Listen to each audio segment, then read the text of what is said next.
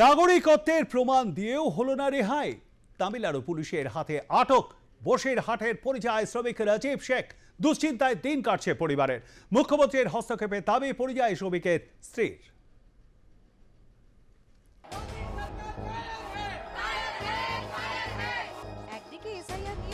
সংসদ উত্তপ্ত ভোটের বঙ্গ, অন্যদিকে বিজেপি শাসিত রাজ্যে বাংলাভাষীদের উপর হেনস্থায় সোচ্চার রাজ্যের শাসক দল। এমন আবহে ফের সামনে এলো ভিন রাজ্যে বাঙালি হেনস্থার ছবি। এবার ঘটনাস্থল তামিলনাড়ু।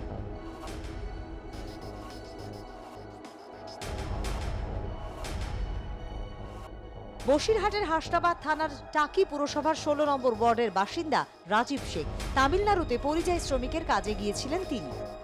5 বছর ধরে তামিলনাড়ুতে কাজ করতেন রাজীব। গত 22শে জুলাই রাজীব সহ বেশ কয়েকজনকে আটক করে তামিলনাড়ুর পেরেমবালা থানা।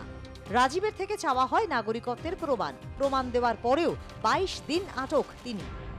পরিবারের সঙ্গেও কোনো রকম যোগাযোগ করতে দেওয়া হয় না রাজীবকে। রীতিমতো দুশ্চিন্তায় পরিযায়ী শ্রমিকের পরিবার। বিগত 5 বছর ধরে তামিলনাড়ু রাজ্যে কাজ করছেন এবং এখন এই সমস্যার কারণে, বাঙালি সমস্যার কারণে বাবা বাংলায় কথা বলে বলে বাবাকে লোকাল থানার পুলিশ ধরে নিয়ে গেছে। বিগত আজ প্রায় 21 দিন হতে যাচ্ছে। প্রেমবালা থানা বাবাকে ধরে নিয়ে গেছেন এবং বাবাকে ছাড়ছেন না। ওরা একটাই কথা বলছে, তুমি বাংলাদেশি, তুমি বাংলায় কথা বলো মানে তুমি বাংলাদেশি। তামিলনাড়ুতে কাজ করে দীর্ঘ 5 বছর ধরে। ওখান থেকে লোকাল পুলিশ তুলে নিয়ে যায় প্রেমবালা থানায়। নিয়ে গিয়ে ওকে ছাড়ছে না। ডকুমেন্ট ছিল, ডকুমেন্ট দিলাম, দেওয়ার সাথেও বলছে এখন ছাড়বো না। কথাটা ঠিক মতন হয় না। এবার কি খাচ্ছে কি করছে আমরা তো কিছু বুঝতে পারছি না। তা আপনাদের কাছে আবেদন করছি, আপনারা যাতে তাড়াতাড়ি পারেন ছেড়ে দেন। পরিবারের পাশে দাঁড়িয়েছেন স্থানীয় কাউন্সিলর গোবিন্দ সরকার। তার আধার কার্ড, আই কার্ড সবই আছে, তারপরেও এখান থেকে ডকুমেন্টস পাঠানোর পরেও তামিলনাড়ু সরকার আটকে রেখেছে। আমি চাইবো যে যত দ্রুত ছেড়ে দিকে, সেটা আমি চাইবো।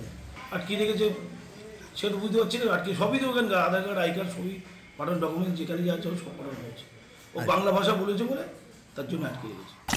পরিবারের একমাত্র উপার্জনকারী সদস্য রাজীব শেখ, তিনি এখন আটক। এমন অবস্থায় মুখ্যমন্ত্রীর হস্তক্ষেপের আর্জি রাজীবের পরিবারের। বসিরহাট থেকে শ্যাম বিশ্বাসের রিপোর্ট, আর প্লাস নিউজ।